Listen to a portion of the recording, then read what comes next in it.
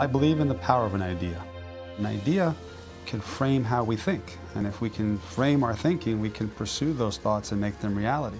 LRN is just an idea. It started with an idea that in a universalistic capitalist society that is democratic, if we were to democratize the rules of the road, how to get around, how to get from here to there, if we were to democratize legal and ethical knowledge, the information, the insights, the wisdom around behavior, around leadership, not just to follow the law, not just to acquiesce and comply with that which is required, but to transcend and go beyond that which is inspired, then the entire society could be better, because you don't know in any society where the next Thomas Edison, where that next innovator is lurking. And if everybody were to have that knowledge, everybody would be elevated, and collectively and individually we would be farther along.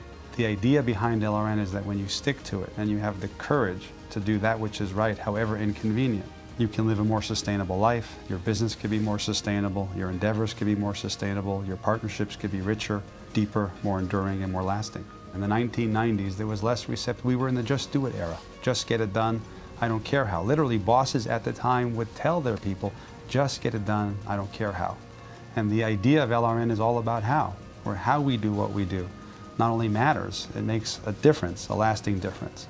So in the 90s, people looked at me. I could tell that they agreed with the idea. They seemed to think it makes sense, but it felt a little utopian to them, idealistic. It was always splendid to feel that you are leading a movement, a quiet revolution, if you will, of right over wrong. I always felt deep convictions. I was unwavering that this idea matters, that the world is somewhat broken. But then what happened is in 2001, when Enron hit, and we saw that all sorts of leaders were losing their footing, and we lived in scandal, I felt that our time had come, that it's really a time to root ourselves in values, to go beyond legal requirements and do that which is inspired. The marketplace spent a lot of time, and I felt in a misguided way, focusing on more rules and more policies and more regulations with Sarbanes-Oxley.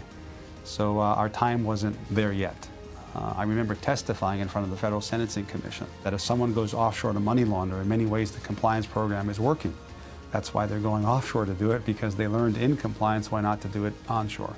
But if you want people not to think this way and not to behave this way wherever it is that they find themselves, we really need to inspire cultures, really change the fabric and the DNA of an organization. And what I'm most proud of is that LRN is a BE company before Enron. We were here promoting the idea of principled performance, the idea that values trump rules any day of the week, that if I'm inspired by and in the grip of 4 values, I can navigate infinite situations. And 1,000 rules are only going to suffocate me and be the albatross that keeps me back and withholds me from really innovating and collaborating and leaning into my endeavors and to that which my company and leaders really want to inspire me to do. We're on a journey of significance. In many ways, we're never going to get there. But it's the being on a journey. It's forging ahead. And learning that when you're on a journey, to measure not just how much, but how.